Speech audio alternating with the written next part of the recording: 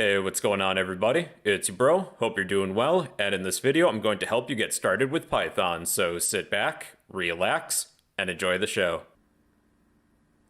If you wouldn't mind, please like, comment, and subscribe. One like equals one prayer for the YouTube algorithm. I'm gonna tell you why you need to learn Python. It's the easiest programming language to learn, as well as being the most popular in the world right now. And according to Glassdoor, the salary for new Python developers in the United States is $64,000. If any of this sounds good to you, well then, let's get started.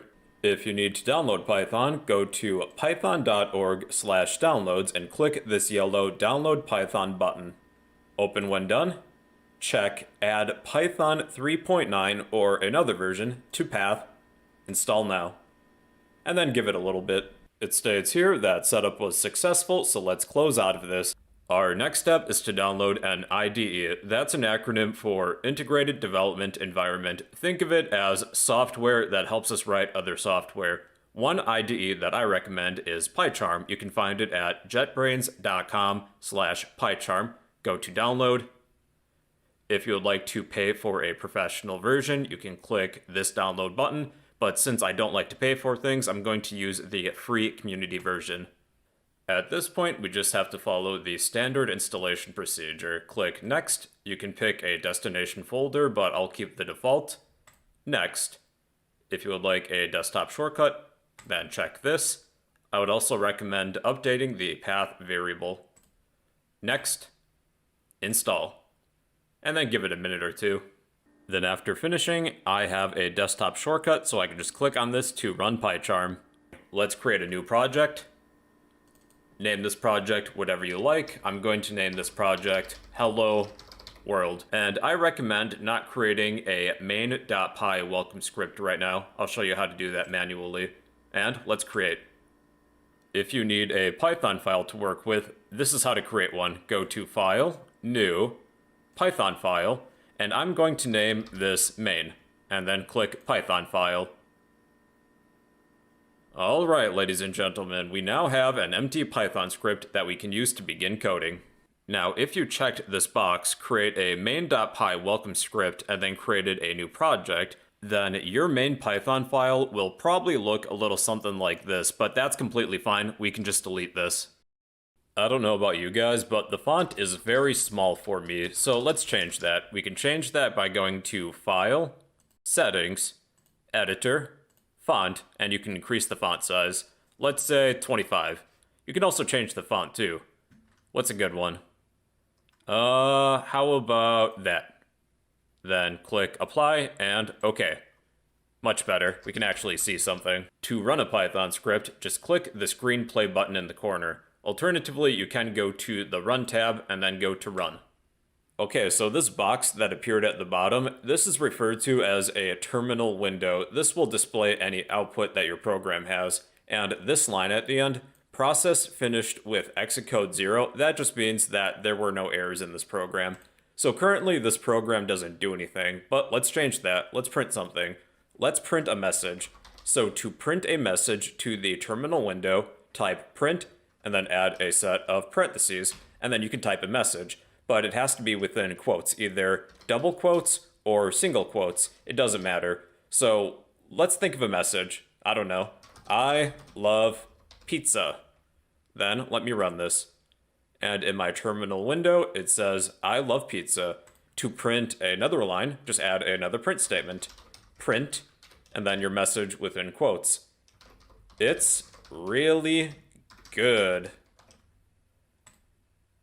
And well, what do you know? It printed, I love pizza, it's really good. So ladies and gentlemen, you just wrote your first Python program.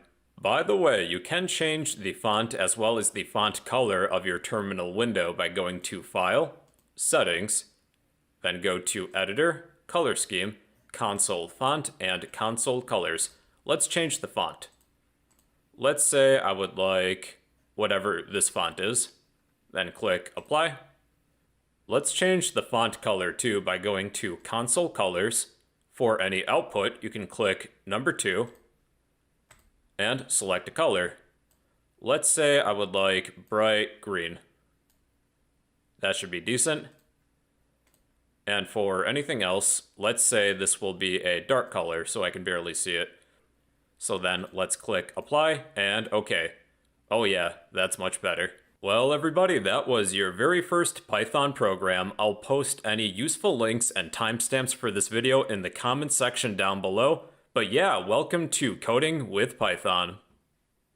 Hey you. Yeah, I'm talking to you. If you learned something new, then help me help you in 3 easy steps by smashing that like button, drop a comment down below, and subscribe if you'd like to become a fellow bro.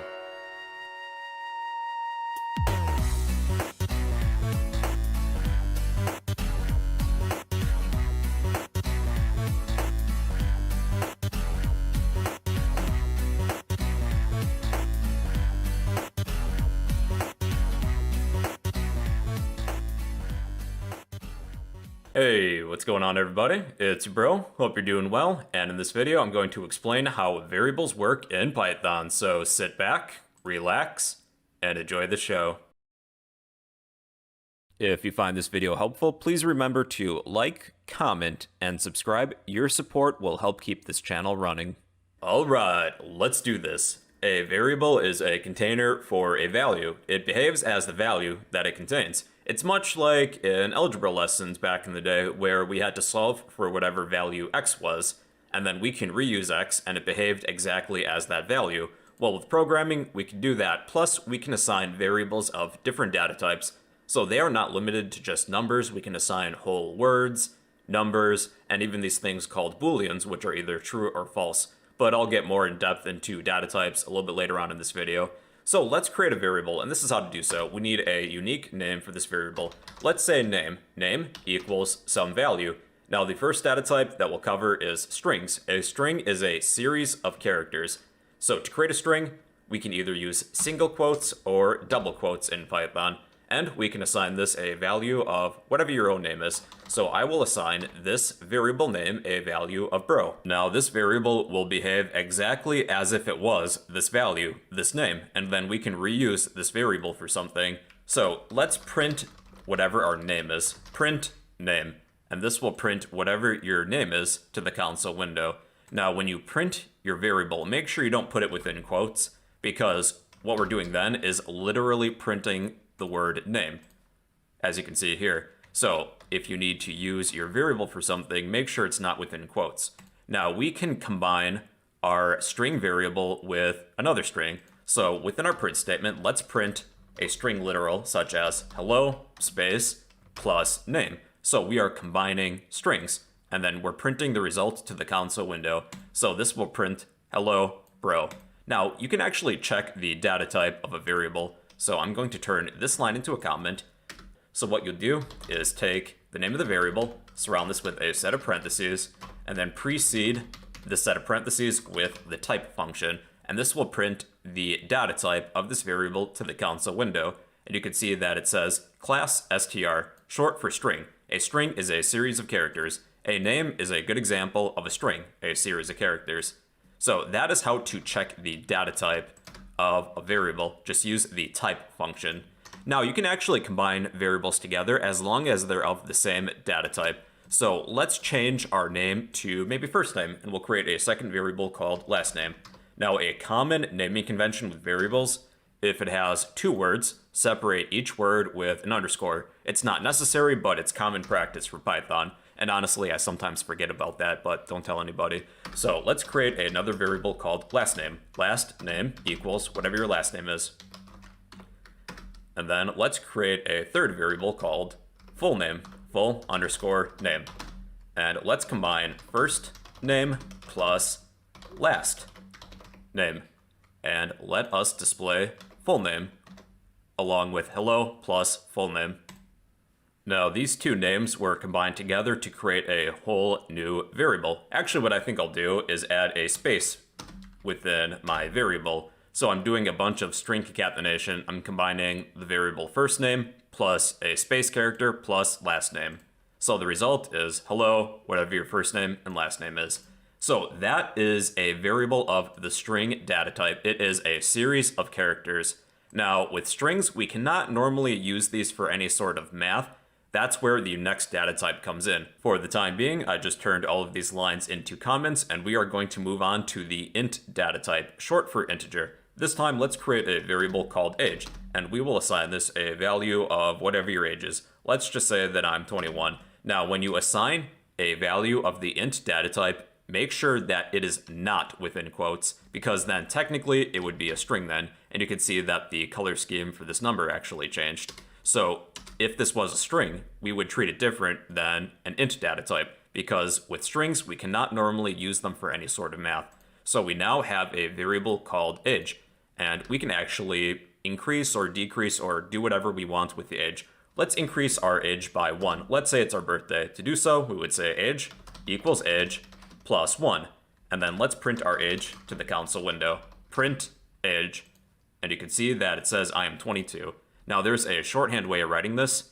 What you'll do is type age plus equals 1. So that's kind of like a shortcut, and this would work the same too. Now let's print the data type of our age variable because we can. Within a print statement, I will print the age and add my age variable to this type function, and this will print the data type of my age variable to the console window, and I will turn this line into a comment just so that it doesn't get in the way. Now, if I were to print the data type of my age variable, as you can see, it is of the int data type, short for integer. It only stores a whole integer number. Now, what if this was a string? So what I'm going to do is surround my value within a set of quotes, and I will turn this line into a comment so that it does not get in the way. You can see that the data type of my age variable is now a string. And with strings, we cannot normally use them for any sort of math. So let's attempt to increase our age variable by 1. And we ran into an error, a type error. Can only concatenate string to string, not int. Now the point being is that it's important to use the appropriate data type, because with strings we cannot normally use them for any sort of math. You'll want to use a data type of a numeric value, an int or a float, which we'll discuss a little bit later. Now here's a situation to consider. What if we would like to display our age variable along with a string literal, much like what we did with this line involving a string literal such as hello plus the user's full name. So let's attempt to do so, and this is not going to work, and I'll explain why.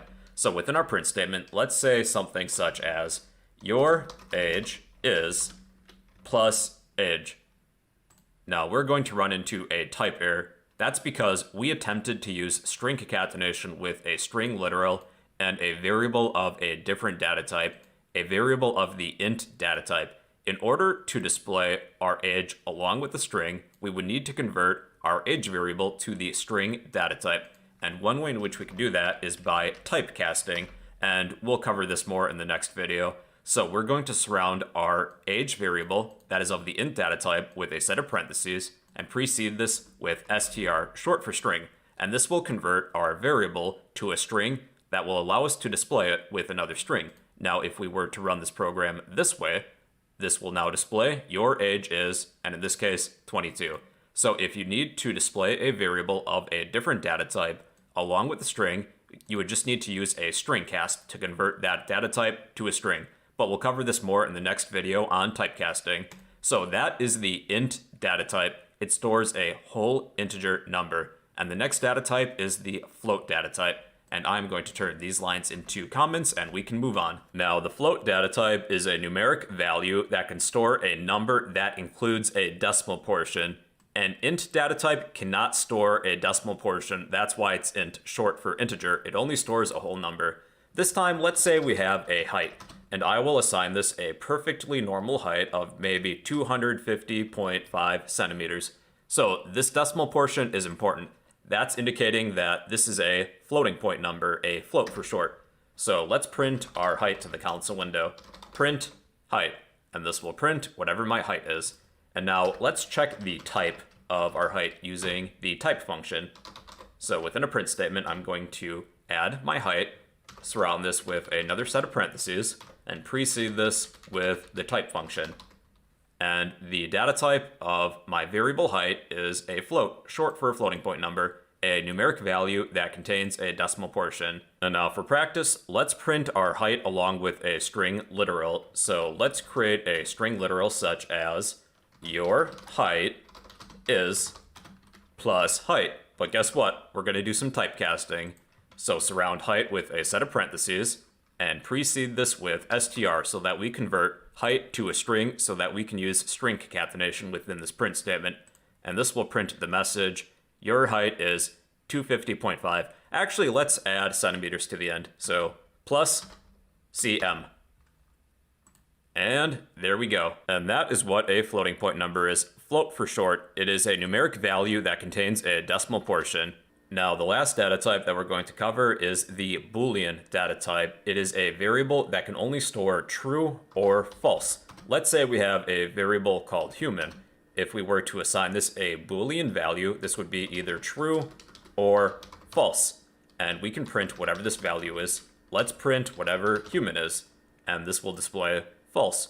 Now, the reason that you may want to use Booleans instead of strings, even though you can still store a string representation of the word false or true, is that these are very useful when we get to if statements. We can check to see if some statement is true. So that is a good use of Boolean values. Now let's check the data type of my human variable. So let's print type human, and this will print to the console window bool, short for Boolean. Now make sure you're not putting this within quotes, because then it's technically a string and they behave differently. Now the data type is a string, and you may have noticed as well that the font color has changed between strings and Boolean values, so that's another good indicator. Now what if you need to display your value along with a string using string concatenation? Well, guess what? We're going to typecast again. So let's print something. Are you a human? So we need to use string concatenation. So I will convert my Boolean variable of human to a string. And I have been programmed to inform you that, yes, I am in fact a human. That is true. Well, everyone, that is the basics of variables. It is a container for a value, and they behave as the value that they contain. There are 4 basic data types: strings, which store a series of characters; ints, which store a whole integer; floats, which are floating point numbers; a numeric value with a decimal; and Booleans, which only store true or false, and they're very useful with if statements. So that is it for variables. If you would like a copy of all this code, I will copy and paste all of this to the comment section down below. But yeah, that is how variables work in Python. Hey people, what's going on? It's Bro, hope you're doing well, and in this video I'm going to explain multiple assignment in Python, so sit back, relax, and enjoy the show. Well then, since you clicked on this video, I should probably explain what multiple assignment is. Now, multiple assignment allows us to assign multiple variables at the same time using one line of code. Here's an example of us using standard assignment. Let's say we have a variable name, and I will set this to a value of my name, but you can use your name for this example. Let's say age equals 21, and how about a variable called attractive? I think I'm gonna set this to true. Okay, so we have a bunch of variables, and then we can print the value of these variables with some print statements. So let's print name, age, and attractive. So we have name, age, attractive. And as you would expect, this prints bro, 21, and true. Now, another way in which we could write the same code is to use multiple assignment, and this allows us to assign multiple variables at the same time using one line of code. So I'm going to turn all of these lines into comments, and this time we will only use one line of code. But to do this, we're going to list all of our variables separated with a comma. So that would be name, comma, age, comma, attractive. And we will set them equal to those values, but in the same order, separated by commas. So that would be bro, comma, 21, comma, true. And this would do the same thing, only using one line of code. Here's another example. Let's say we have 4 variables: SpongeBob, Patrick, Sandy, and Squidward.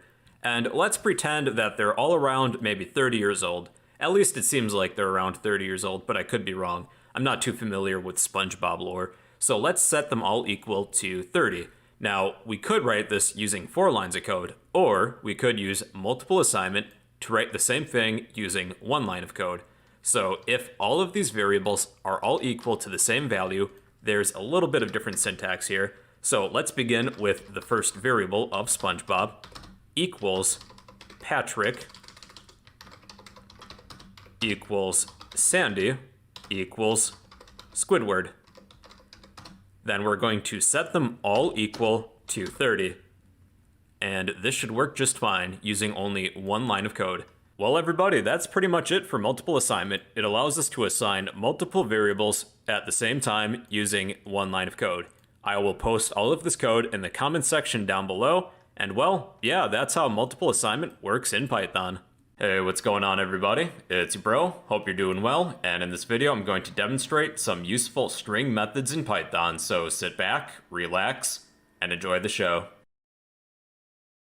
Alright, let's do this. In this video, I'm going to be explaining and demonstrating a few useful methods available to us for strings. Now let's create a variable called name for this example, and you can use your own name if you want. So we now have a variable called name. And for my first example, let's print the length of our name variable. So to do that, we can surround our name variable with the length method, and this will print and return how long the length of our string is. And for me, the length of my name variable is 3 for 3 characters. If I were to increase the size of my name, well then that's going to change to 8. So that is the length method, and I'm just going to turn this line into a comment, and let's move on. So next we have the find method. I just copy and pasted print name so I can reuse it. Name dot, and actually if you have IntelliSense set up, if you add dot after your variable, you'll get a suggestion, well, a few suggestions of different methods and other features that you have access to. So let's find, which is, screw this, I'll just type find. Find, then we can find the first index of where this character is. Let's say I would like to find where capital B is.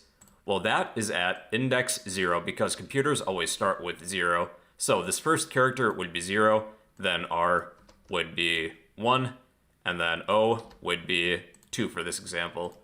Alright, so that is how to find a character within a string. Moving on. So let's capitalize our name, and I should probably make this lowercase. So name dot capitalize, and this will make my name capitalized. But if there's any spaces and then additional words, it's not going to capitalize that, only the first letter in your string. Next, we have upper. This will make your string all uppercase. Name, upper. And now it is uppercase. Guess what's next? Lower. Name, dot, lower. And I should probably make this capital again. And everything is lowercase. We're making some good progress today. Next, we have isDigit. This will return true or false, depending on if our string is a digit, which it's not, so this will print false. If I changed my string to a bunch of numbers like 1, 2, 3, then this will return true. Let's change that back and move on. Next we have isAlpha. Are these alphabetical characters? Oh, make sure you add the parentheses afterwards, my bad. False, because we added a space within here. Now it's true. So you can use isAlpha to check to see if your string contains only letters, alphabetical letters. Next we have count. We can count how many characters are within our string. I would like to count how many O's are in here, and this should return 2. That's right. Okay, we're almost at the end. We can replace characters within our string. So we use the replace method, and we pass in 2 arguments, the character we would like to replace and the character we would like to replace our character with. I would like to change all O's to A's, and now my name is Brakad. Oh, you guys are gonna like this next one. This isn't technically a method, but it's a really neat feature. So one thing that we can do that's available to us with Python is that we can display a string multiple times by multiplying that string by a given number. So let's say I would like to display my name 3 times. I can just take my string variable, then add times 3, and this will print my name 3 times. Bro. Like I said, not technically a method, but it's a useful feature that you might be interested in that's related. Alright everybody, so that is a few useful methods available to us for strings. If you would like a copy of all this code, I will post this in the comment section down below. But yeah, those are a few useful methods available to us for strings. Hey, what's going on everybody? It's your bro, hope you're doing well, and in this video I'm going to teach you guys all about typecasting in Python, so sit back, relax, and enjoy the show. Alright, welcome back everybody. I have a super quick video for you guys today on the subject of typecasting. Now, typecasting is the ability to convert the data type of a value to another data type. Here's an example that I've written already. I'm just going to paste it. I have 3 variables for this example, x, y, and z. X contains 1, this is a whole integer, int for short. Y contains 2.0, this is a floating point number, float for short. You can tell it's a float because it ends with a decimal portion. And z contains a string of 3.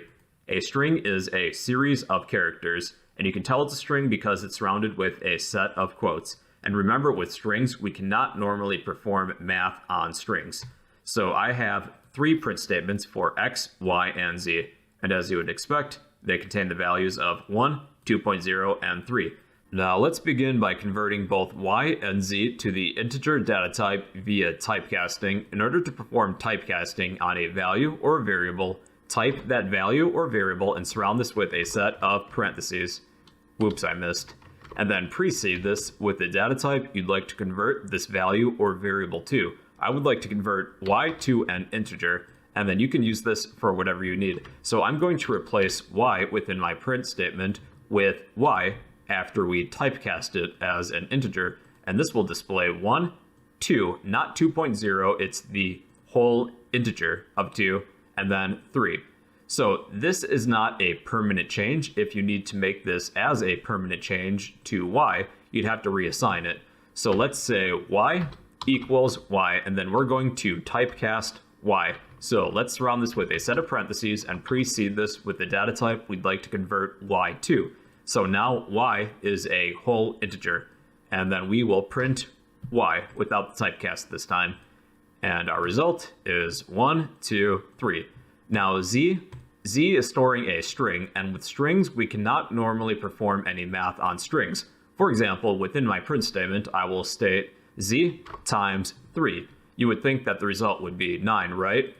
Well, you're wrong. It's going to print 3 times. If you need to convert a string to a int or a float, you would just have to typecast it. So this time, let's typecast z as an integer, z int, and we will typecast z as an integer. So then if we have z times 3, the result is now 9 instead of 333. So that's the basic formula for typecasting. Now let's convert these to floating point numbers, but let's include x as well because x is feeling left out. So let's convert x to a floating point number. So float parentheses, and we will surround this with x and display x.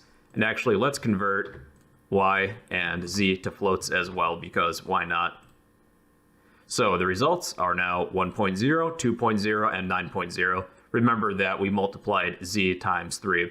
And then if we need to convert these values to a string, we would use the string cast. So the results now are 1, 2.0, and 333. Now you might be thinking to yourself, when would you need to convert an integer or a float to a string? Here's a situation. Let's say within our print statements, we need to print these variables along with another string. So within our print statement, let's say x is plus x. We would like to display these together. And let me copy this and do the same thing for y. We'll say y is plus y. You cannot normally display a string along with an integer or a float because we're using some string concatenation. So this will result in a compilation error. Can only concatenate string, not int to string. So that's a situation in which you might need to use typecasting to convert an integer or float to a string. So let's display x and y as strings via typecasting. So we'll surround x and y with a set of parentheses and precede this with the data type we'd like to convert these values to. We would like to convert x and y to both strings, and now this will compile and run just fine. Well, everybody, that's the basics of typecasting. If you would like a copy of all my code, I will post everything in the comments down below.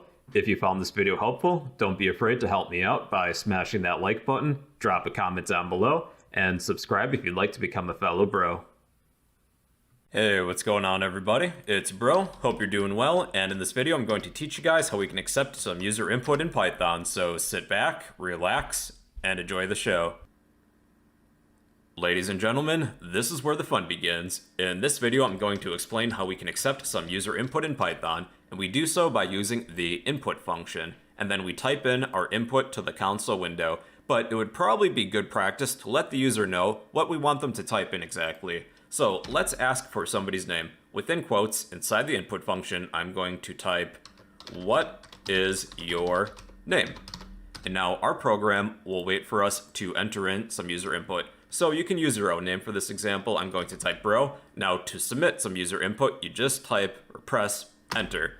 Now you can see that my process finished with execute 0. That means the program is done running. So we should probably do something with this value. We can actually assign it to a variable so we can use it elsewhere in our program. So to do so, we precede input with a variable like name works, name equals input.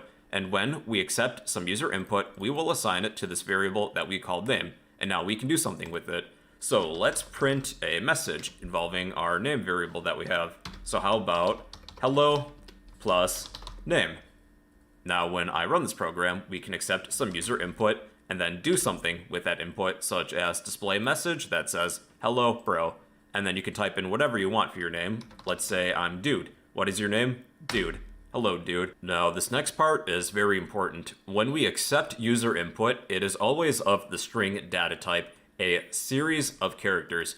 What if we need to accept a number? Well, you can, but you can't normally perform any math on it because it's of the string data type.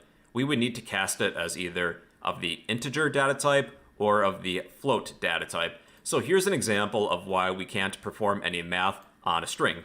Let's say we have a variable called age. Age equals input, and let's ask how old somebody is. How old are you? Now, I will add 1 to somebody's age. Let's pretend it's their birthday. Age equals age plus 1. This will add 1 to their age. Now, let's try and run this. What is your name? Bro. How old are you? Let's say that I'm 21. Okay, we ran into an error, a type error.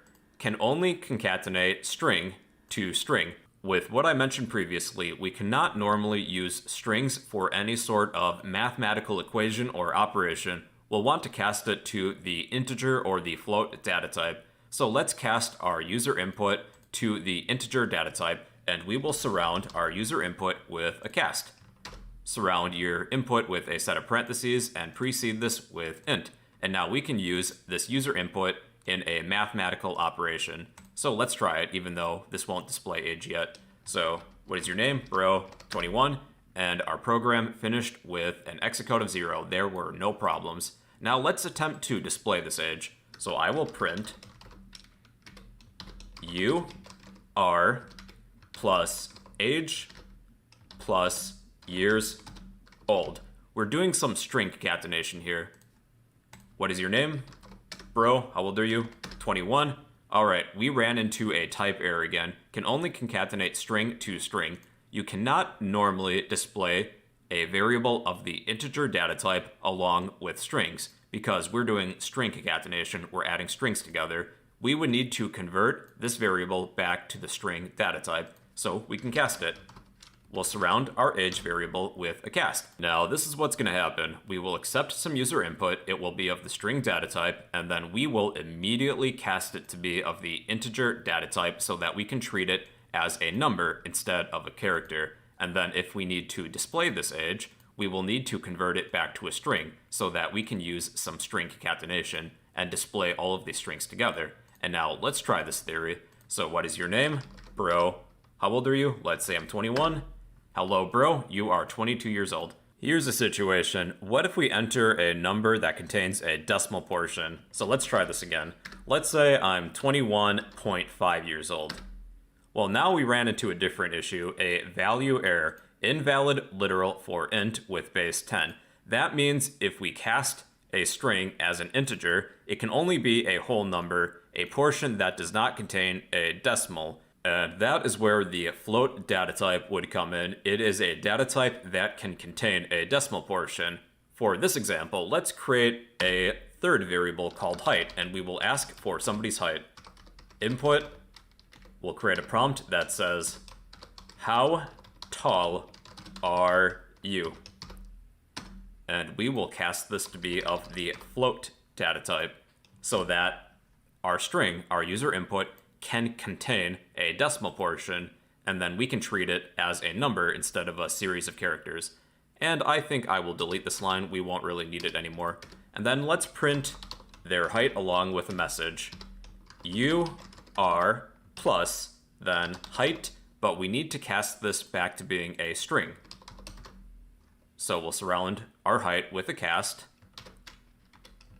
plus, let's say cm tall.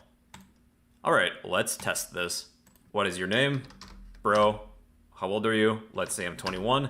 How tall are you? Let's pretend that I'm 250.5 centimeters tall. I'm adding the 0.5 just to test to see if this will accept a floating point number. Hello, bro. You are 21 years old. You are 250.5 centimeters tall. Not really. All right, everybody. So that is the basics of user input in Python.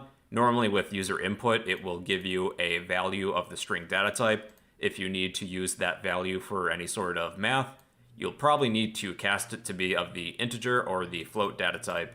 So if you would like a copy of this code, I will post this in the comment section down below. But yeah, that's how to accept user input in Python. Hey, what's going on, everybody? It's Bro, hope you're doing well, and in this video I'm going to demonstrate a few useful functions related to numbers in Python, so sit back, relax, and enjoy the show. Okay, let's begin. In this video I'm going to be demonstrating a bunch of useful functions related to numbers, and a bunch of these functions are located within the math module. Now let's create a variable for this example. Let's say pi equals 3.14. Just the first few digits of pi is fine for this example. And now here's a bunch of useful functions that you guys would probably be interested in.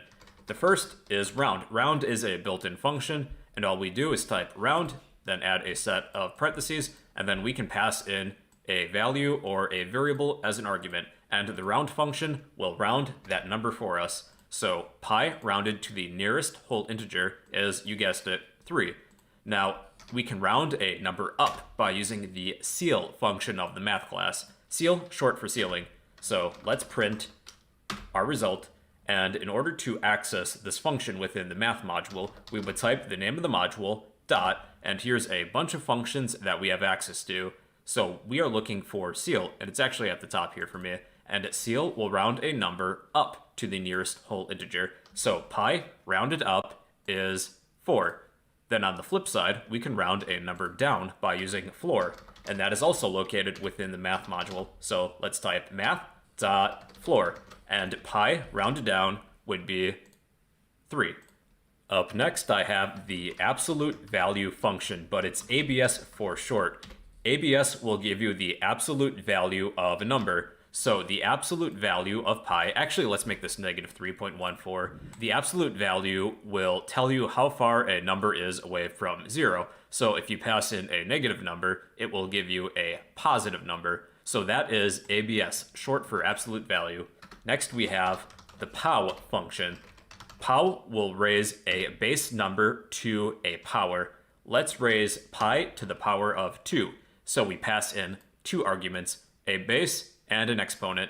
Pi to the power of 2 is 9.8 and some change. So that is the pow function.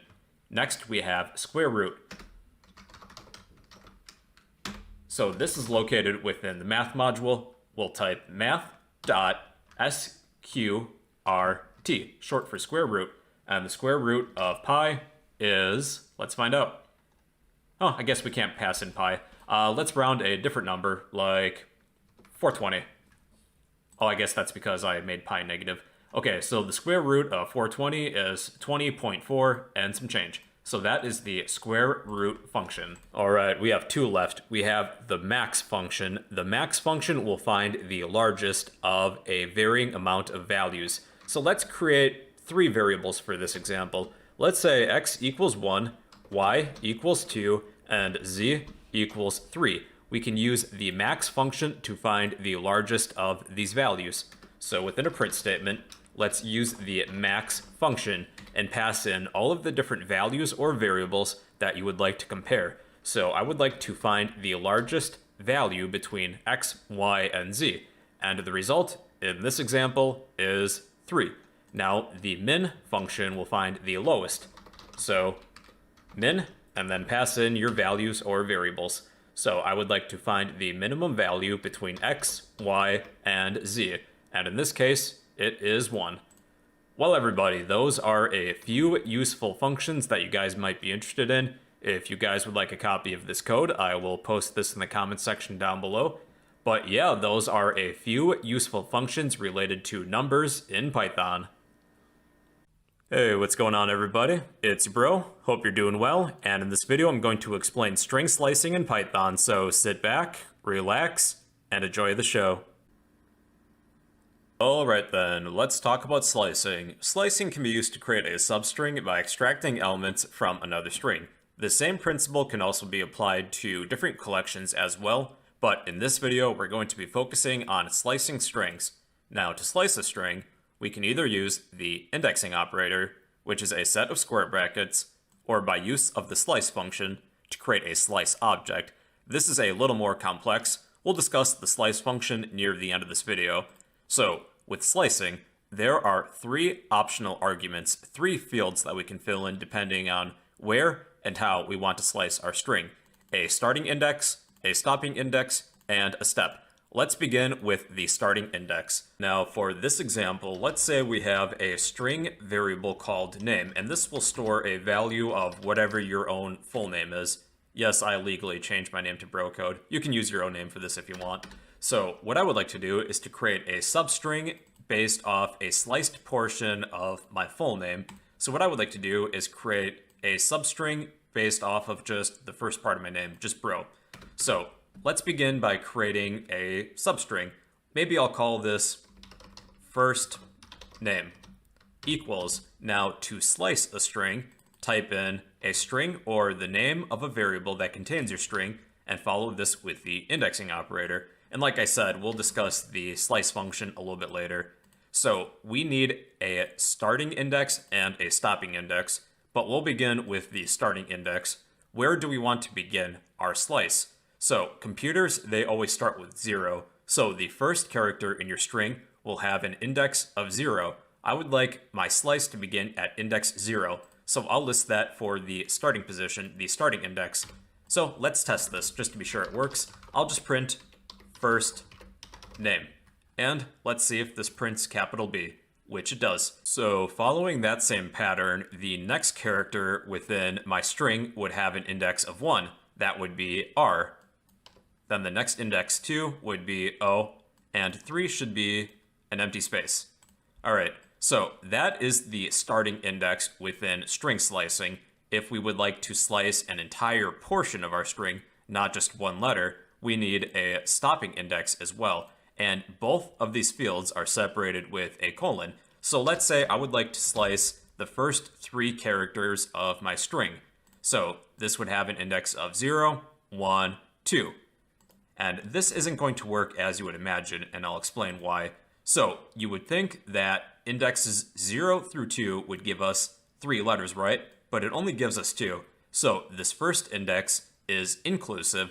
The stopping index is exclusive. So if I want the first 3 characters, the first 3 letters in the string, I would need the starting index to be 0 and the stopping index to be 3.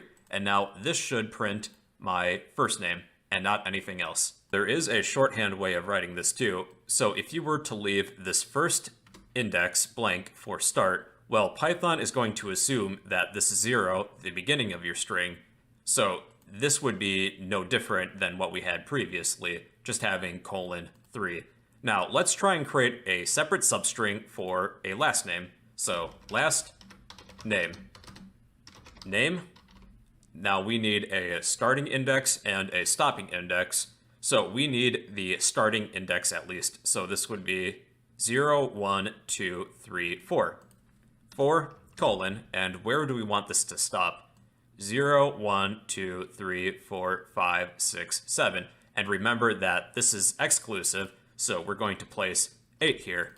And now I would like to display last name, and this should just display code. And a shortcut is that if you were to leave stop blank, but you still have that colon, this is a shorthand way of writing, I would like every character starting at index 4 and everything after until the end. So there would be no change to this as well. You can write it either way. Okay, so we still have to discuss step. Step is an optional field that we can set a value to. So step is how much we're increasing our index by between starting and stopping. So it is entirely possible to create a substring that will count only every second character after the first. Normally step is 1 by default, but if we were to set that to 2, we're going to count only every second character. So let's try this. Maybe I'll create a new variable called funky name because I really don't know what else to call this for this example. Let's say funky name equals name, and I'm going to count only every second character, including the first. So the indexes would be 0, colon, 8 for my example, but if you're using your own name, that's probably going to be something different. So the default for step is 1, and if I were to display funky name as it is currently, this will just display my full name. But if we set step to 2, this will only display every second character, including the first. So funky name is now, for me at least, BOCD. Now if step was 3, this will print only every third character, including the first, where it's B space D. A shorthand way of writing this is that you could leave start and stop empty, but the important thing is to have these 2 colons. Python is going to assume that if you leave your starting index empty, you're referring to index 0, the beginning. If your second index, your stopping index, is empty, Python will assume this will be the very end of your string. So just having 2 colons and then step 3 would be no different than what we had previously. For this next part, I'm going to explain how we can reverse a string in Python. So let's create a new substring variable called reversed name equals name. I would like to use the entire string, so I can just use 2 colons. Python will fill in the rest. So for the step, this is going to be -1. It's kind of like we're counting backwards, and we're going to create a new substring based off my name, but in reverse. So if I were to print my reversed name, this is now edoc.orb. I think that's how you pronounce it. So that's how to reverse a string in Python using slicing. Now let's move on to part 2 of this video. I'm going to be explaining the slice function, and we can use the slice function to create a slice object, which is actually reusable, so that's somewhat convenient. Let's take a different scenario this time. Let's say we have a website URL. Website equals http:// google.com, but use whatever website you want. What I would like to do for this program is remove and create a substring based off the website name and not anything else. I would like to exclude the http portion as well as the .com portion of this website URL. So let's break it down step by step. Our first step is to create a slice object, so I will name the slice object as slice. Slice equals, and I will invoke the slice function. So within the parentheses of the slice function, we can add up to 3 values: a start, a stop, and a step. Exactly the same as what we did with indexing. However, with the slice function, we separate each of these values with a comma instead of a colon, but it works the same way. So we would like our substring to begin where the name of the website begins. So we would like our start to be 0, 1, 2, 3, 4, 5, 6, 7. So I will pass in 7 for where my substring will begin. And now each value within the slice function will be separated with a comma instead of a colon, like what we did with the indexing operator. Now for the stop index, that's going to be a little bit tricky, and let me explain why. One issue that we're going to run into is that not all website names are consistent with their length. They can really vary. So it is not possible for us to use the same stopping index for each of these website URLs. So one way in which we can account for that is to use what is called a negative index. Each character within a string has a positive index as well as a negative index, and a negative index works almost exactly the same way, except the character most on the right begins with a negative index of -1, and the character on the left of that would be -2, -3, and -4. It's as if you're counting backwards. So with indexing, we can use some combination of positive and negative indexing. So I would like my substring to end where this dot is. So this would have a index of -1, -2, -3, -4. And remember that this is exclusive.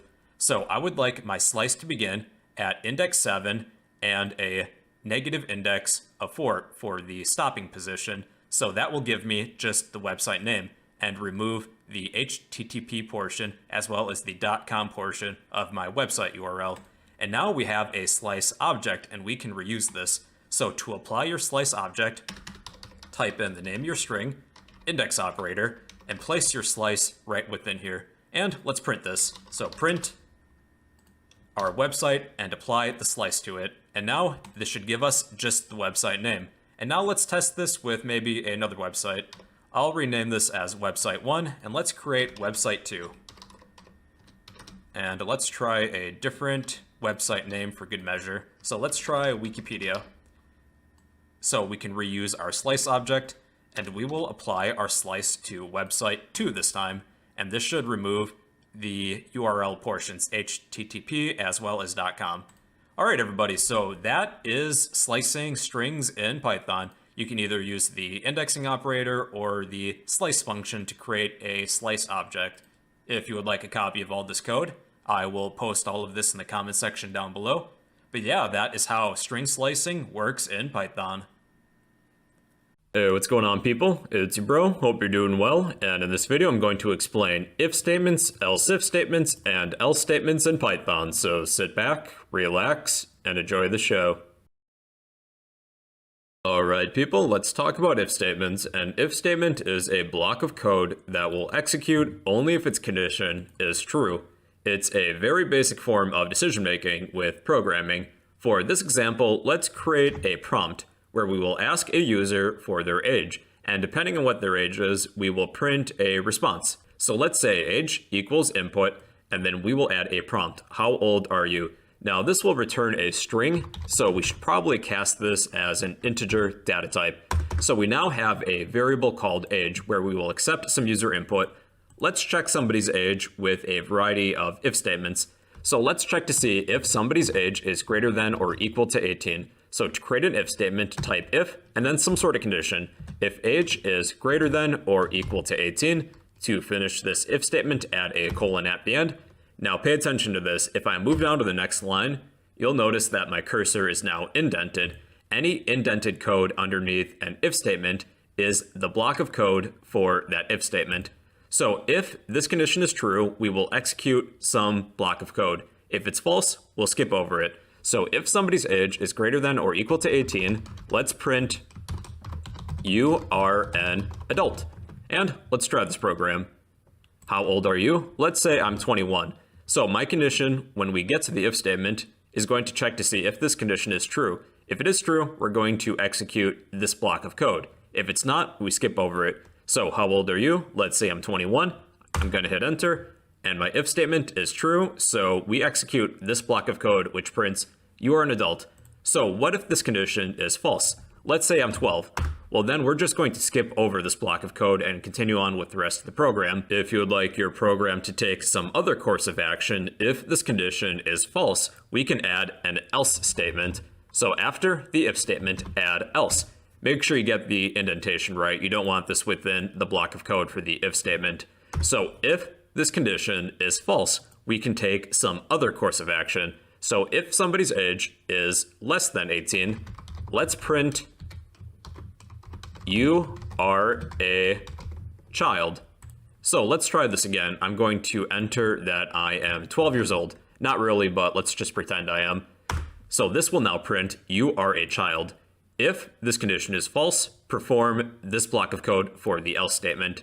So with if statements, we can check more than one condition before reaching the else statement by using an else if statement, and we add that after an if statement. So it's shortened to ELIF for else if. So let's check to see if somebody's age is less than 0 for some reason. So let's print, you haven't been born yet. So with if statements, we start at the top. We first check the if statement. If this is false, we move down to the next statement to check. Then we check our else if statement. If this is also false, then we resort to the else statement. The else statement is sort of like a last resort. If all conditions evaluate to be false, then we execute the else statement. So let's try this. How old are you? Let's say I'm -1 years old. You haven't been born yet. So with if statements, we always begin with an if statement and we check that condition. If that condition evaluates to be false, then we will skip this block of code and move down to the else if statement. If there is one, it's optional. If this condition is also false, then we will use our else statement as a last resort if there is one. If there is no else statement, then we just skip over all of this then and continue on with the rest of the program. So you can add more than one else if statement. So let's check something else. Let's check to see else if age is equal to 100. So if you need to check to see if a value is equal to a particular value, make sure you use double equal signs. This is the comparison operator for equality. If you use just one equal sign, that's the assignment operator, and Python thinks you're attempting to set age equal to 100. So if you want to check to see if age is equal to 100, then use double equals. So let's check to see if somebody's age is equal to 100. So let's print, you are a century old. Now pay attention to this if I were to run this program. How old are you? Let's say I'm 100. So this is printing, you are an adult. That's because we first check our if statement, and well, we're 100 years old, and 100 is greater than or equal to 18. So we print this block of code, we execute this block of code, and then we skip everything else, even though age is equal to 100 within our else if statement.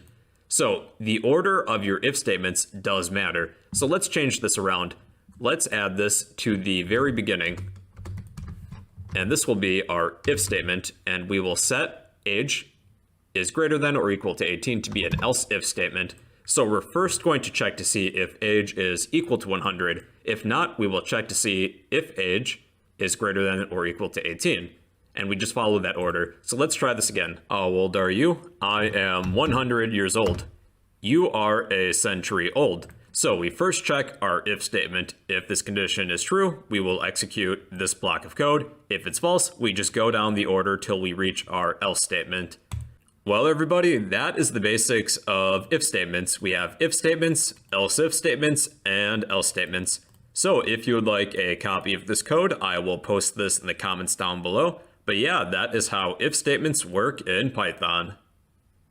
Hey, what's going on, everybody? It's your bro, hope you're doing well, and in this video I'm going to explain logical operators in Python, so sit back, relax, and enjoy the show.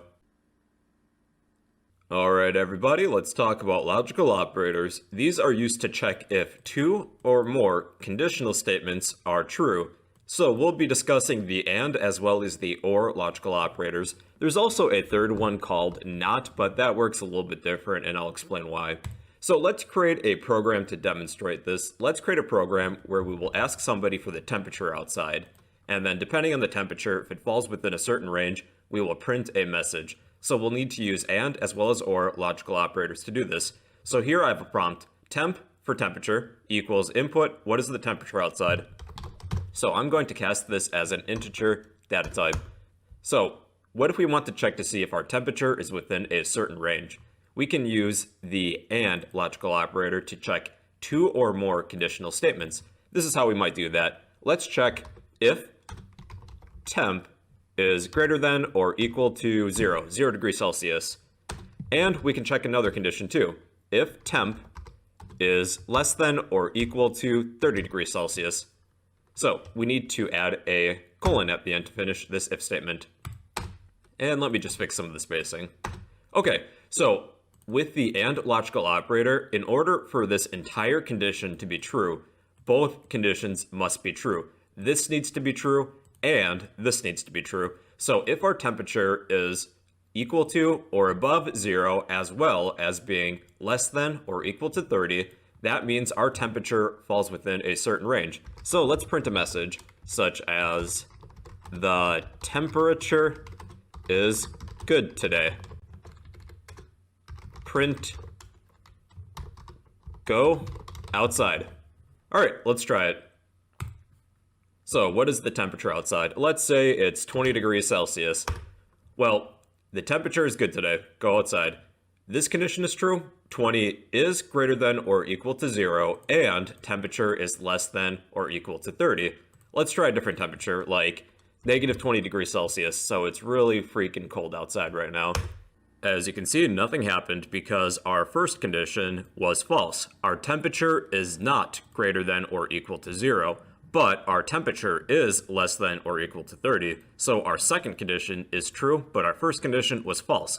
And in order for this entire statement to be true, since we're using the AND logical operator, both conditions must be true in order for this statement to be true.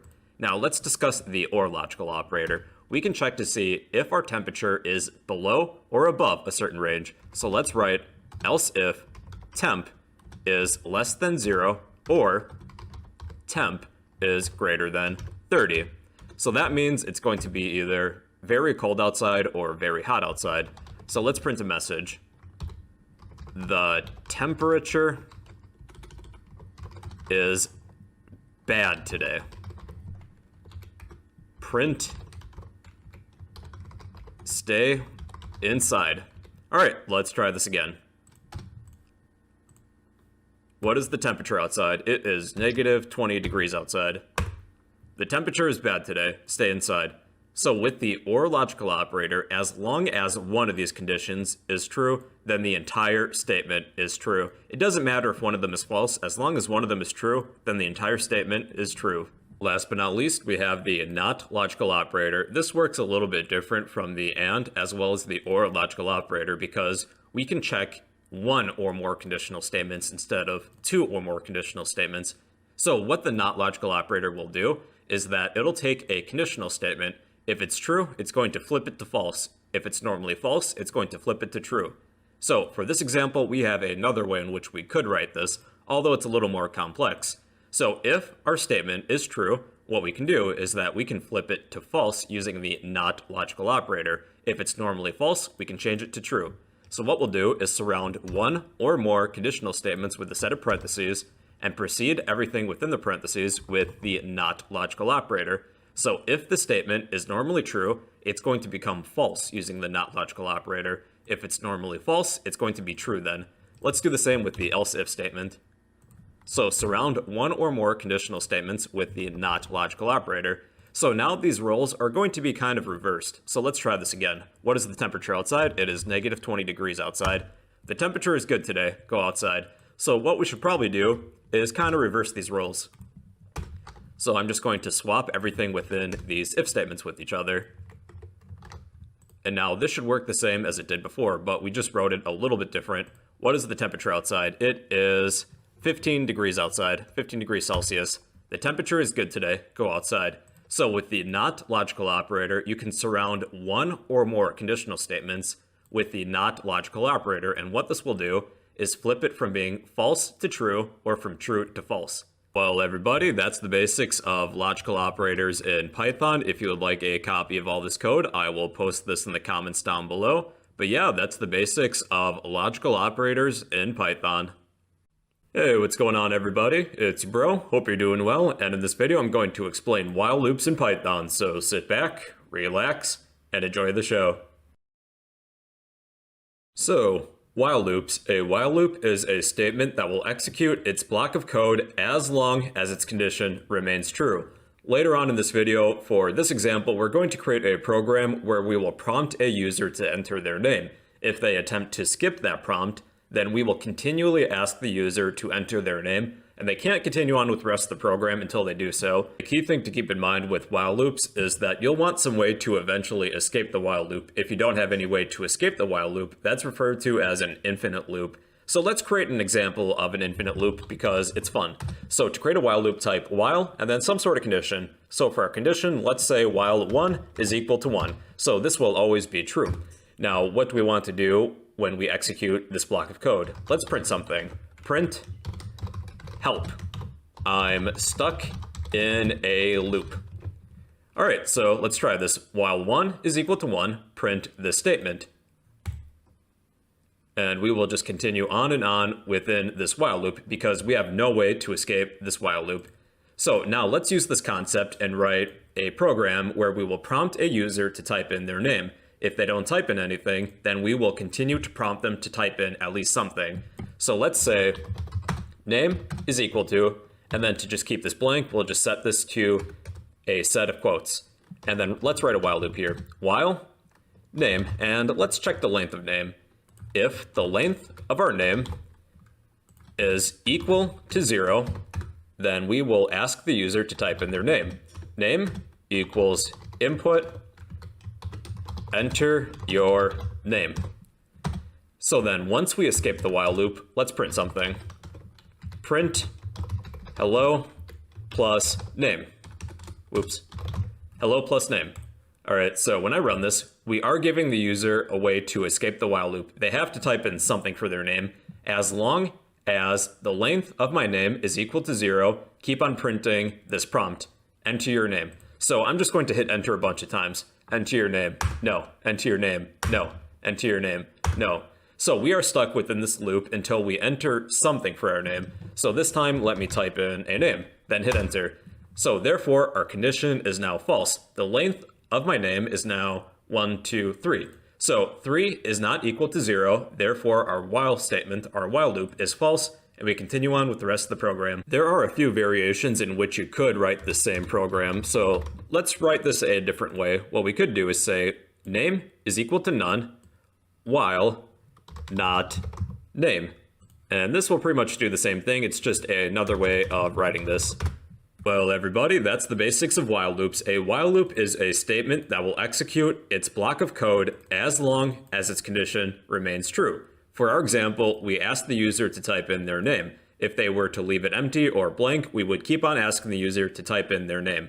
So if you would like a copy of this code, I will post this in the comment section down below. But yeah, that's the basics of while loops in Python. Hey, what's going on, everybody? It's your bro, hope you're doing well, and in this video I'm going to explain for loops in Python, and at the end of this video we're going to create a countdown timer, so sit back, relax, and enjoy the show. Alright guys and gals, let's talk about for loops. A for loop is a statement that will execute its block of code a limited amount of times. It's similar, but different from a while loop because a while loop could iterate an unlimited or infinite amount of times depending on the condition. A for loop will only iterate a limited amount of times, and before we start executing its block of code, we already know how many times we're going to repeat this block of code.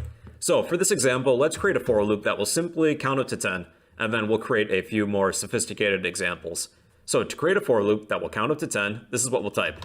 For, and then we need some sort of counter. People usually either write index or they shorten it to just I for index.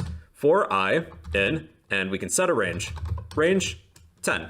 So we will execute this for loop 10 times. And to finish this for loop, just add a colon at the end. So the next line or lines will be indented. So that's the block of code for the for loop. What do we want to do during each iteration? Let's just print what I is. And let's take a look to see what would happen. So we executed this for loop 10 times, except with computers always start with 0. So when we said for I in range 10, we're counting numbers 0 through 9. So it's as if this number is exclusive. So there's two ways we can change this. We could say range 10 plus 1, or what I would do is say print I plus 1. So this will give us numbers 1 through 10. So that's a for loop. It will execute a limited amount of times. This time, let's count a range between two numbers, not necessarily 0 to 10, but something else. So let's say for I in range, maybe the numbers 50 through 100. So within my range function, I will pass in two numbers. The first number will be the starting point, and the second number is the ending point. This first number is inclusive, and the second number is exclusive. So let's print this. Print whatever I is. So this will count 50 through 99, actually. If you wanted to include this last number, since it's exclusive, what we could do is just add 1 to the end. So this would give us 50 through 100, except that this will iterate 51 times since we're counting 50.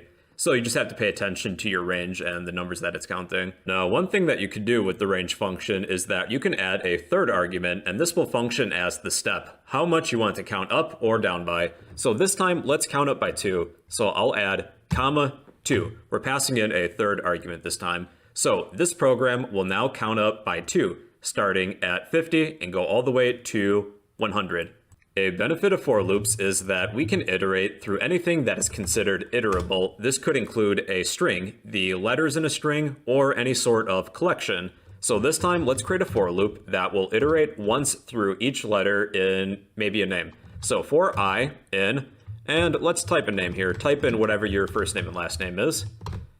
And then we will print whatever I is. For I in whatever your name is, print each letter in the string. So when I run this, each letter within my name will be printed to a new line. All right, people, for my last trick, we're going to create a program where we will simulate a countdown starting at 10 and count down to 0. And then maybe once we reach 0, we can print something such as Happy New Year. So to create this program, we'll need an import. So at the top, we're going to import the time module because we'll be waiting 1 second after each iteration of this for loop. So to create this program, let's say for. You could say I, but you can really write anything here. And to demonstrate that, let's say 4 seconds. 4 seconds in range. So the starting point is going to be 10. The ending point will be 0. And we'll add a step. What do we want to count up or down by? Let's set this to -1. So this will be a countdown starting at 10 and ending at 0. So after each iteration, let's print whatever I is, or in this case, seconds. And then we can sleep, have our thread sleep for a number of seconds too. So after we print seconds, type time.sleep and pass in how long you want to sleep for. I would like to sleep for 1 second. And then at the end, let's print Happy New Year. Make sure this isn't within the for loop. Print Happy New Year. And well, that's it. Let's test this. So we'll begin at 10 and count down to 0, and you can see that my thread that is running this program is sleeping for 1 second after each iteration of this for loop. Then once we reach 0, it will display Happy New Year. Well, everybody, that's the basics of for loops. A for loop is a statement that will execute its block of code a limited amount of times. It's different from a while loop because a while loop could execute an infinite or unlimited amount of times. With for loops, they execute limited amounts of times, and before we enter the for loop, we already know how many times we're going to iterate this for loop. If you would like a copy of all this code, I will post this in the comments down below. But yeah, that's how for loops work in Python. Hey, what's going on, everybody? It's your bro. Hope you're doing well. And in this video, I'm going to explain nested loops in Python. So sit back, relax, and enjoy the show. Hey all you people, let's talk about nested loops. A nested loop is a general concept of having one loop inside of another loop, and that's really it. It doesn't matter if it's a for loop or a while loop. So the inner loop will finish all of its iterations before we finish one iteration of the outer loop. And to best demonstrate this, we're going to create a program where we will draw a rectangle made out of a certain symbol that we choose. We need to set a width and a height. And to best do this, we'll need to use a nested loop. We'll create a few prompts, one for rows, columns, and a symbol that we want to make a rectangle of. So let's begin with rows. Rows equals input, how many rows? And we'll need to cast this as an integer data type because we're working with numbers. Okay, let's do the same thing for columns. So replace rows with columns for this next line. Input, how many columns? And we'll create a symbol variable. Symbol equals input, and this we don't have to cast. Enter a symbol to use. Now it's time for the nested loops. We're going to create an outer for loop as well as an inner for loop. The outer for loop will be in charge of the rows. The inner for loop will be in charge of the columns. So let's begin by creating our outer loop. So we'll write for I in range rows. We would like our outer for loop to iterate as many times as we have rows. And we're going to create an inner for loop that will iterate as many times as we have columns. So within the block of code for the outer for loop, we're going to create another for loop. This time it'll be for, and a common convention for inner loops is to write j as an index because j comes after I guess. So for j in range columns. So our inner for loop will iterate for as many times as we have columns. All we'll do within the inner for loop is print our symbol that we have, except we'll have one issue. Using a print statement, after we use the print statement, we will enter a new line character in and move down to the next line. We can actually prevent that by adding comma end equals quotes. So after using a print statement, this will prevent our cursor from moving down to the next line. So pay attention to the indentation too. So there's kind of two levels of indentation. We're currently within the inner for loop. So that's pretty much it for the inner for loop. Now we're going to print a new line once we exit the inner for loop. And you can see that the indentation is on this line right here. We're within the outer for loop now. And that's pretty much it. So let's try this program. How many rows? Let's say 5 rows. How many columns? Perhaps 6. What symbol do we want to use? Let's say the $sign. And let's try it. There we go. There's our rectangle. So we have, let's see, 6 columns, 1, 2, 3, 4, 5, 6, and 5 rows, 1, 2, 3, 4, 5. In summary, a nested loop is really just this concept of having one loop inside of another loop. It doesn't matter if it's a while loop or a for loop. It's really situational. The inner loop will finish all of its iterations before finishing one iteration of the outer loop. So what we did to demonstrate that is that we had the outer loop in charge of the rows, and an inner loop in charge of the columns for our rectangle program. So if you would like a copy of this program, I will post this in the comment section down below. But yeah, that's the basics of nested loops in Python. Hey, what's going on everybody? It's Bro, hope you're doing well, and in this video I'm going to explain loop control statements in Python, so sit back, relax, and enjoy the show. Alright, ladies and gentlemen, let's talk about loop control statements. These are used to change a loop's execution from its normal sequence. And there are 3 we're going to discuss: break, continue, and pass. Let's begin with break. Break is used to terminate the loop entirely. Now here's a good example of where a break would be useful. Let's say while true, we're going to continually ask for somebody's name. If they don't type in anything, then we'll continue the while loop over and over again. So let's say name equals input, enter your name. Now, if name does not equal a set of quotes, that means they don't type in anything, then we will break out of this while loop. And let's test it. Enter your name. Nah, I don't think so. I'm too lazy to enter my name.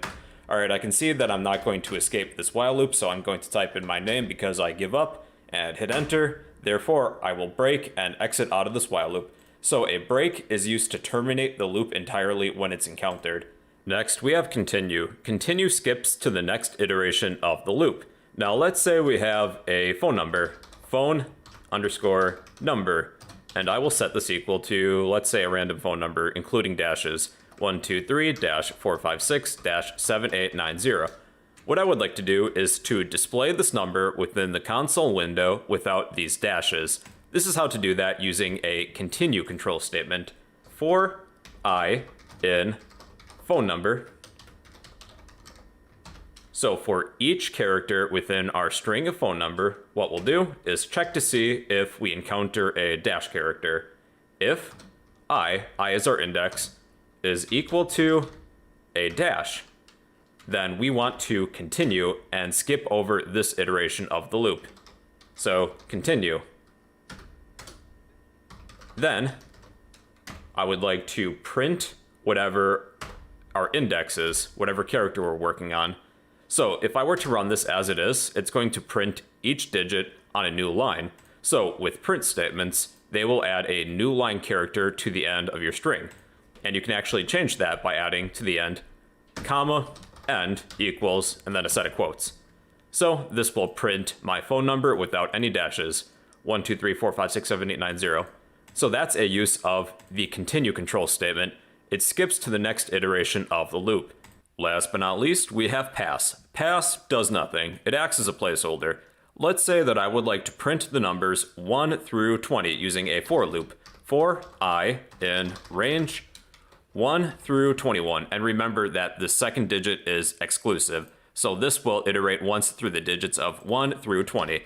Let's pretend that I'm highly superstitious and I don't want to print the number 13 because 13 is considered an unlucky number. If I is equal to 13, what we'll do is pass, and pass acts as a placeholder and it won't do anything. Else, print I. That's 1. I. There we go.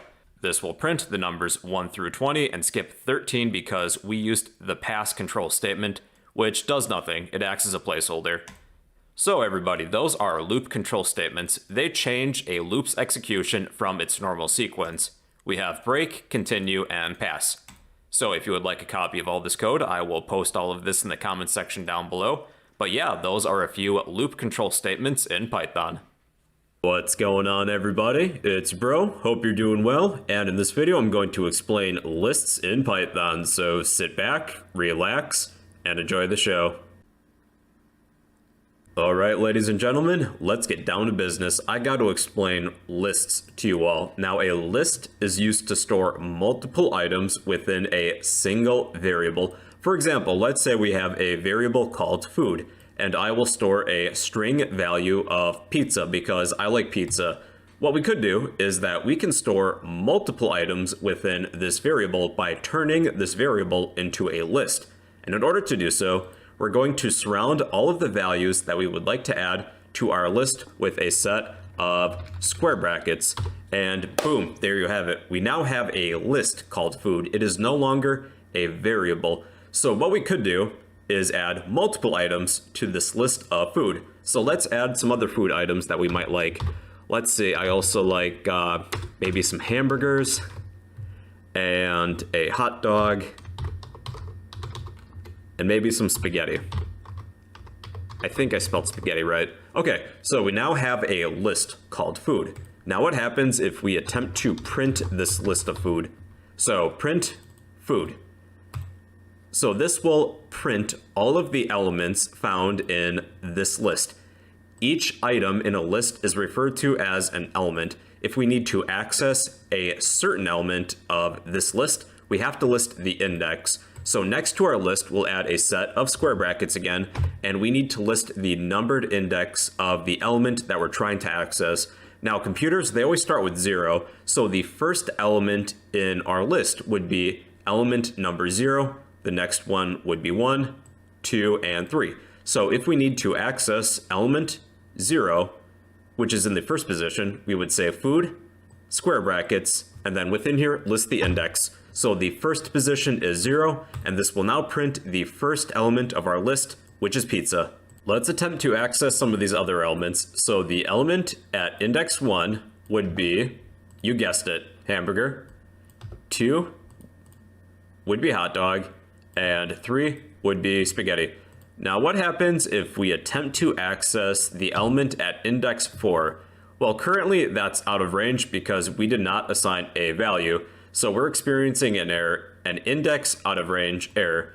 But if I were to add another element, let's say pudding. All right, well then the element at index 4 would be pudding then. One important concept with lists is that you can always update and change the elements found within a list later on in the program after you declare one. So let's say we would like to immediately change one of these elements. Let's say food. At index 0, I want to replace with maybe sushi because sushi is great. So if I were to print the element at index 0, this would no longer be pizza because we updated element 0 to be sushi then, and this prints sushi. Now, if you need to display all of the elements found within a list, you can easily do so with a standard for loop. What we'll do is say for x in the name of our list, which is food, print x. And let me turn this line into a comment. All right, so this for loop will print all of the elements found within our list of food.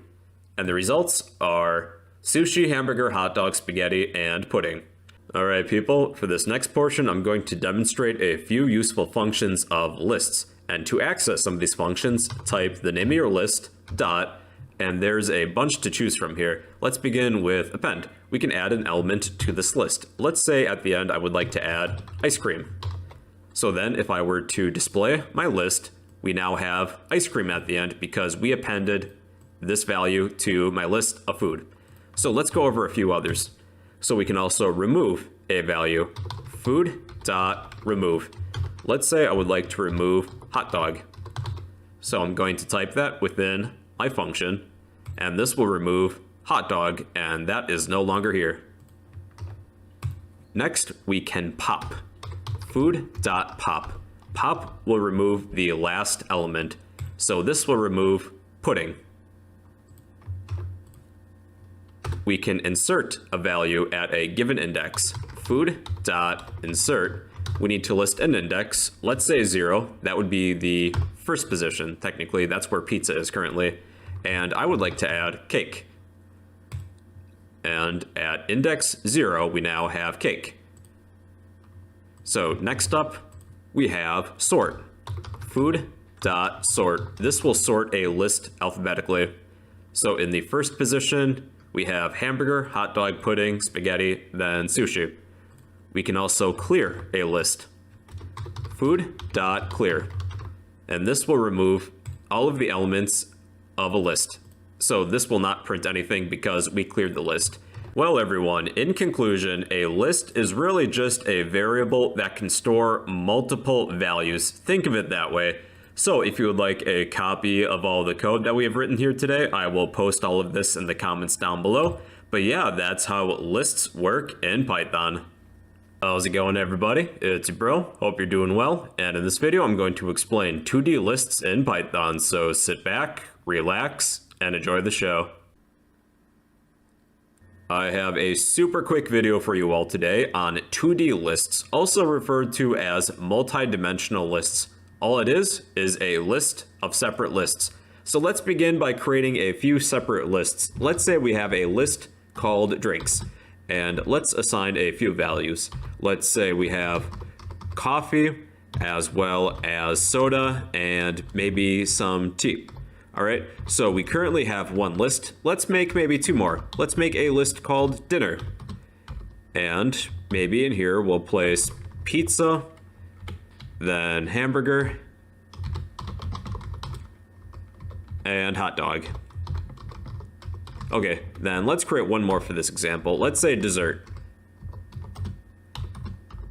And maybe we'll add 2 items. They all don't need the same amount of items or elements. So we have cake and ice cream.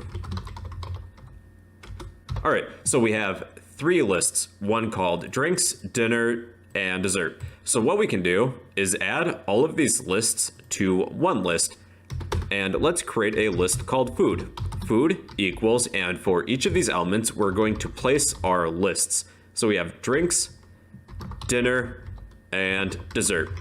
Check this out. What if I were to print my 2D list of food?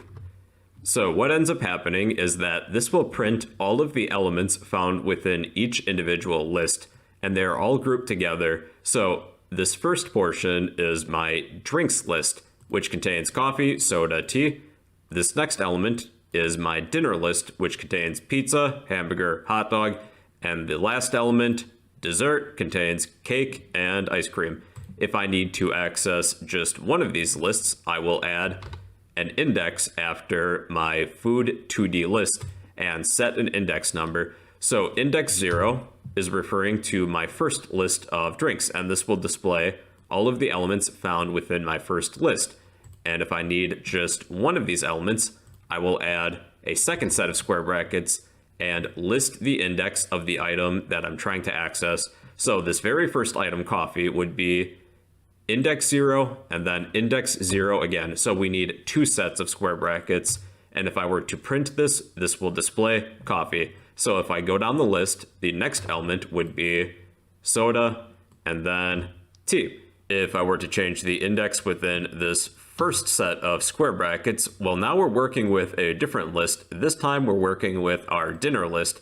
So the element at index 1, index 2, that would be our dinner list, and this will display the element of hot dog. If I change this to the next list, which would be dessert, well, we're going to receive an index out of range error because we only have 2 values within this list, cake and ice cream. There is no element at index 2 because we only added 2 elements to this list of dessert. All right, everybody, so that is 2D lists, also referred to as multidimensional lists. It's a list of separate lists. If you need to access one of the elements within your 2D list, you need 2 sets of square brackets. So if you would like a copy of this code, I will post this in the comments down below. But yeah, that's how 2D lists work in Python. Hey, what's going on, people? It's your bro. Hope you're doing well. And in this video, I'm going to explain tuples in Python. So sit back, relax, and enjoy the show. So tuples, they are collections which are ordered and unchangeable. They're very similar to lists, but they're ordered and we can't change them. They're useful for grouping together related data. Let's say we would like to create some sort of student record. So we can create a tuple to take care of that for us. So let's say we would like to create a tuple called student. The process of creating a tuple is very similar to lists, but instead of using a set of square brackets to place all of the values within, we're going to use a set of parentheses. And now we can add a bunch of values related to this collection of student. So let's add some student information. Let's say that this student's name is Bro. Let's give him an age as well as a gender. All right, so there you have it. We now have a tuple called student. And let's take a look at some of the functions related to tuples. And you can access them by typing student dot, and then there are a few here, not as many as lists. We have count and we have index. So we can find the count of how many times a value appears. Let's count how many times the value of bro appears. So we'll need to put this within a print statement so we can actually see it. So bro appears 1 time within this tuple. There is also an index method as well. So type the name of your tuple dot, and we will use the index method. We can find the index of a certain value. Let's say we would like to find the index of male, and then I will just print this to the console window. So the index of the value male would be at 2, 0, 1, 2. That's it for the methods available to tuples. A few tricks that you can do with tuples is that you can display all of the contents within a tuple using a for loop. Let's say for x in student, we will print x. So this will iterate once through all the values found within our tuple of student. And we can also check to see if a certain value exists within our tuple using an if statement. Let's say if bro in student, if this is true, then what do we want to do? Let's say print bro is here. All right, so since bro is within here, this will be true, and this will print our statement of bro is here. All right, everybody, like I said, this is a super quick video on tuples. They're very similar to lists, except they are ordered and unchangeable. If you'd like a copy of all this code, I will post all of this in the comments down below. And don't forget to smash that like button, drop a comment down below, and subscribe if you'd like to become a fellow bro. Hey, what's going on, everybody? It's your bro. Hope you're doing well. And in this video, I'm going to explain what a set is in Python. So sit back, relax, and enjoy the show. A set is a collection which is unordered as well as being unindexed. They do not allow any duplicate values. For example, let's create a set of silverware. So in order to create a set, we need a name for this set. Let's call it utensils equals, and in order to create a set, we need to surround all values with a set of curly braces. Now let's add a few utensils to the set called utensils. Let's add a fork, a spoon, and maybe a knife, and that should be good. And let's display all of the values. For x in utensils, print x. Now with sets, they're different from lists because they're unordered as well as being unindexed. If I were to print all of the elements in utensils, they might not necessarily be in the same order in which we placed them. For example, when we printed all of the elements found within utensils, first we had a knife, a fork, and then a spoon. If I were to run this again, they might be in a different order, kind of like that. So a set is actually faster than a list if you need to check to see if something is within a set compared to a list, and they do not allow any duplicate values. Let me add a bunch of knives and let's see what happens. So I'll have a total of 3 knives, but when we print all of the elements of this set, only 1 knife appears. So here's a few useful methods of sets. The first method is that we can add an item to our set. So type in the name of the set, in this case it's utensils, dot, and here's a bunch of methods that you can use. I am looking for add, and we can add an element to the set. I would like to add a napkin. And then if we were to print the set, we do have a napkin within the set. We can also remove an element. Utensils dot remove. And I would like to remove the fork. And now our fork is gone. We can also clear. Utensils dot clear. And all of the elements within our set should be gone. So let me turn these lines into a comment. All right, for this next example, we'll need a second set. Let's create a second set called dishes. And then we need a set of curly braces. And let's add a bowl, a plate, and a cup. Our next method is that we're going to add one set to another by using the update method. Let's say we would like to add our dishes set to our utensil set. So let's type utensils dot and use the update method. And within this method, we will pass in the set that we would like to add. So utensils update dishes. This will add all of the elements found within dishes to our utensil set. And you can see that when we print our utensils, we have a bowl, a plate, and a cup in here as well. And then if I were to switch these around, let's say dishes update utensils. And then I will print everything found within dishes. Now there's a fork, a spoon, and a knife in here as well. We can also join 2 sets together and create a new set entirely. So let's create a set called dinner table, like we're setting up a dinner table and we need a fork, a spoon, a knife, a bowl, a plate, and a cup. So we have a dinner table set. We're going to set this equal to either utensils dot union dishes, or we could do dishes union utensils. Either way would work.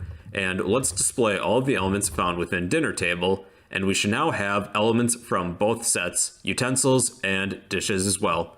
There are also some methods in which we can compare the similarities as well as the differences between the elements found within 2 sets. Let's say I would like to check to see what utensils has that dishes doesn't. And for this example, I think I'll add a knife to my dishes set, just so that they have at least one thing in common. So I would like to see what utensils has that dishes doesn't.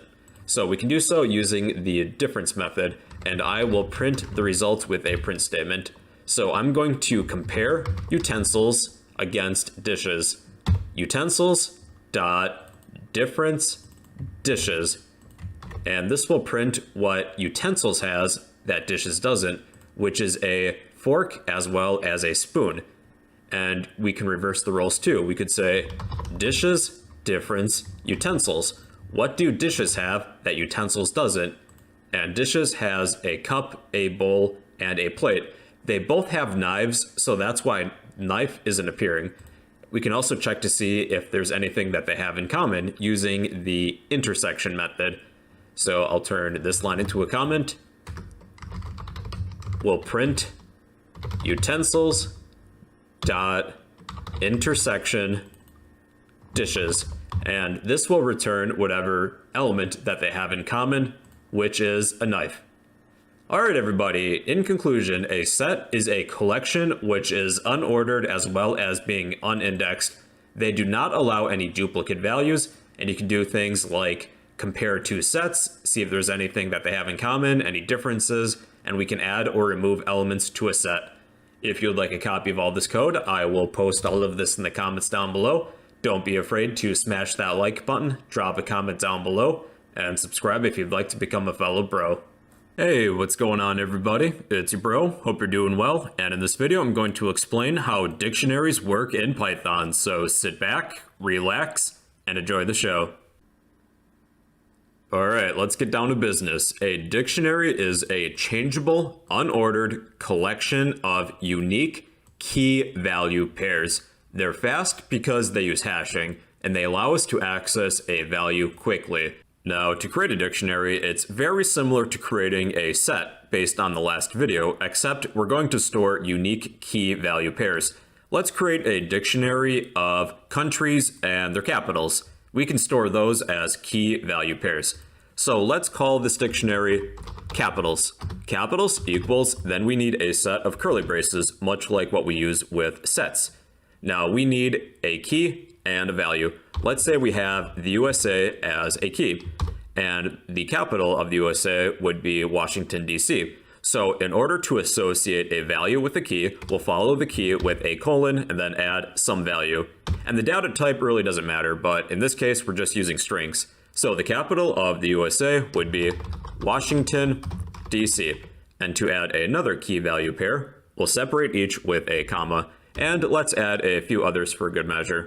So let's say we have India next as a key, and the value would be New Delhi.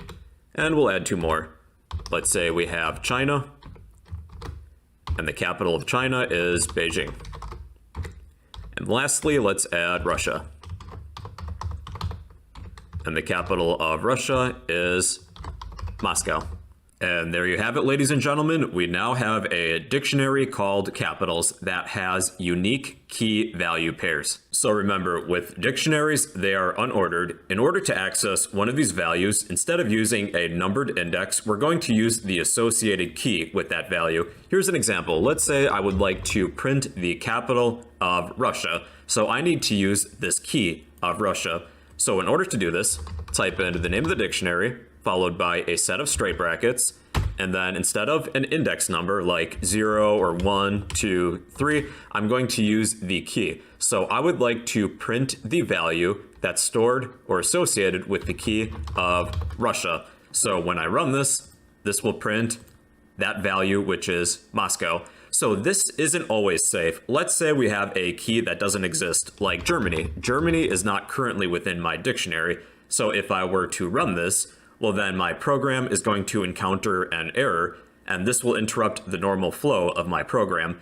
A much safer way to access a key to check to see if it's there or not is to use the get method of dictionaries. So I'm going to turn this line into a comment, and let's try this again, but this time we'll use the get method. So type in the name of the dictionary dot get and list the key that you want to use. So I would like to see if Germany is within my dictionary. Currently there isn't, so this will return none, and we will not encounter an error. So this is a much safer way of checking to see if there is a key within your dictionary. Here's a few other useful methods. There is a method to print only the keys. So we type in the name of the dictionary, capitals, and here's a listing of all of the methods that we have access to. I'm looking for the keys method, and this will print only the keys and not the values. We can also print just the values and not the keys. So type in the name of the dictionary again, capitals, dot, values. And this will print only the values. Or you could print everything, both the keys and the values. And you do so by using the items method. Capitals, dot, items. And this will print your entire dictionary. One other way in which we can display all of the key value pairs in a dictionary is to use a for loop. So at the end, let's create a for loop. For key, comma value in capitals dot items. This is going to iterate once for each key value pair in my dictionary. For each key value in capitals dot items, print key, comma, value. And this will print my entire dictionary. A feature of dictionaries is that they are mutable. That means we can change them or alter them after the program is already running. So one way in which we can do that is to use the update method of dictionaries. So let's add Germany as a key and give it a value of Berlin. So type in the name of the dictionary, capitals, and we'll use the update method. And within the parentheses of this method, we'll add a set of curly braces. And now we can add a new key value pair. So let's add Germany and a value of Berlin. So if I were to run this and display all of the key value pairs found within my dictionary, we now have Germany as a key and Berlin as its value. Not only can you use the update method to add a new key value pair, but you can update an existing one. Let's say we would like to change the capital of the USA. So capitals dot update parentheses curly braces list the key USA colon, and then we can give the USA a new value. Let's pretend that the United States government has decided to relocate their capital to Las Vegas.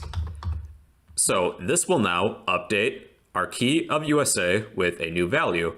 And if I were to print all of the key value pairs found within my dictionary of capitals, the USA has a new value of Las Vegas. So the last two methods I'm going to cover are both pop and clear. You can use the pop method to remove a key value pair. So capitals dot pop parentheses and list the key of the key value pair that you would like to remove. So let's say we would like to remove China. So we'll list that key, and then when we use the pop method, that will remove this key value pair from my dictionary. And then of course we have clear as well, which will just remove everything. Capitals dot clear. And this will clear my dictionary. All right, everybody. So in conclusion, a dictionary is a changeable, unordered collection of unique key value pairs.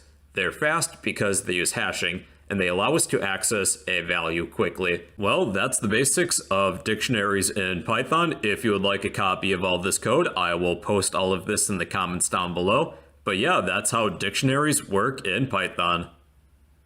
Hey, what's going on, everybody? It's Bro. Hope you're doing well. And in this video, I'm going to teach you guys all about the index operator in Python. So sit back, relax, and enjoy the show. All right, people, let's begin. I'm going to be explaining the index operator, which is represented by a set of square brackets. Now, they give access to a sequence's elements. They include, but are not limited to, strings, lists, and tuples. For this example, we're going to be working with strings because strings are easy to work with. Let's say we have a name, and name equals whatever your first and last name is. We can use the index operator to access an element of the sequence, our string. So let's check to see if the first letter in our name is lowercase. And I should probably change that to lowercase for this example. So within an if statement, if name, and we can add a set of square brackets after our sequence, which is a string, and we can check a given element of our sequence. Let's check to see if the first letter is lowercase. Now, with computers, they always start at 0. If you need to access the first element in a sequence, that would be index 0.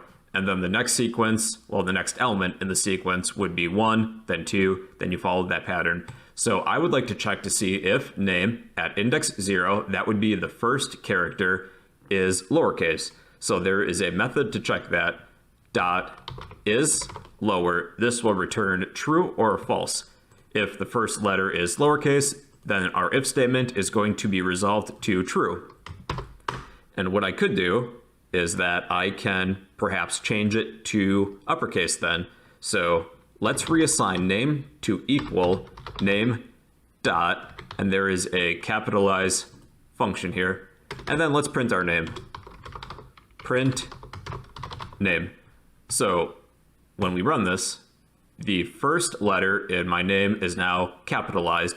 So if you need to access an element within a sequence, a string or a list or a tuple, you would add a set of square brackets afterwards, and then you list an integer of the element that you're trying to access. So here's a few other examples. I'm going to turn this as well as this into a comment. And let's say we would like to create some substrings, and we can do so using our index operator. So I would like to create a substring from the first part of my name. So what I'll do is create a new variable, first name equals name index operator. So you can specify a range for an index operator. So you would set the starting position on the left-hand side, followed by a colon, and then your ending position. So I would like this substring to begin at index 0 and end at 3. So that would be 0, colon, then 3. All right. And then I would like to make this all uppercase for some reason. And then let's print my first name. So with the index operator, we specified a range. We would like to access elements 0 through 3, turn them uppercase, and assign them to a new variable of first name. Here's a shortcut that you might find useful. If the index for your range begins with 0, you can actually delete that. You don't even necessarily need that 0. Now we just have colon 3, and this would work the same as it did before. So that's a useful shortcut, and we're going to bring it up later if we need to access the last element in a sequence. This time, let's create a substring of last name. So last name equals name index operator. This time, I would like to access the element at index, let's see, 0, 1, 2, 3, 4. All right, so I'm going to say 4, colon, and we're not really sure where our name, our last name, is going to end. So what you could do is just say colon and then leave the next index blank. So that will be the index beginning at 4 and everything afterwards. And let's say 2 lower to make this all lowercase for some reason. So let's print our last name. Print last name.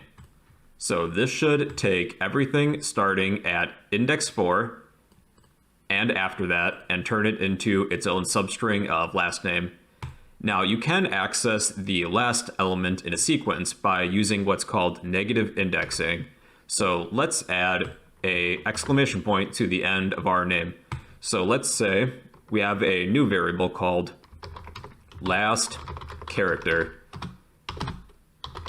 And I would like to store the last character in my name to this new variable, this new substring. So to access the last element in a sequence within the index operator, we can use negative indexing. So the last element would be -1. All right. And then let's print whatever our last character is. So this should print an exclamation point. Yep, which it did. So then if this was -2, that would be the second to last element in a sequence. So now that would be E, because E is in the second to last element in my sequence. All right, everybody, so that's the basics of the index operator. You can add a set of square brackets after a string, a list, or a tuple, and then list an integer or a range of the elements that you're trying to access. So if you would like a copy of all this code, I will post everything in the comments down below. Don't be afraid to help me out and smash that like button, drop a comment down below, and subscribe if you'd like to become a fellow bro. Hey, what's going on, everybody? It's your bro, hope you're doing well, and in this video I'm going to explain how functions work in Python, so sit back, relax, and enjoy the show. If you find this video helpful, please remember to like, comment, and subscribe. Your support will help keep this channel running. Okay, let's do this thing. A function is a block of code which is executed only when it is called. This process is also known as invoking a function. With programming, we try not to repeat code if we don't have to. That's why functions are useful, because our function can perform some specific task for us, some block of code for us, whenever it is called. So we only need to write that block of code once, and if we need to repeat it, we just call this function one more time. So let's define and create a function. We'll create a function called hello, And in order to define a function, we'll type def and then a unique function name. So let's call this function hello. And with functions, they always end with a set of parentheses. And lastly, to finish defining this function, we'll add a colon at the end. So if you go down to the next line, take notice that my cursor is now indented. Any code underneath a function that is indented belongs to that specific function and will only execute whenever that function is called. So for now, we need to type in something. If you don't know what you want your function to do, you can always type pass for now. But let's print something. Print the word hello. And in order to call this function, all we need to do within our program is type the name of the function, which is hello, and then add a set of parentheses because functions always end with a set of parentheses. So what this will do is execute my function once and perform this block of code whenever it is called. If I were to remove this, well, our program currently isn't going to do anything because functions only execute their block of code only when it is called. So this time, let's print the word hello 3 times. So I will call this function 3 separate times. Hello, hello, hello.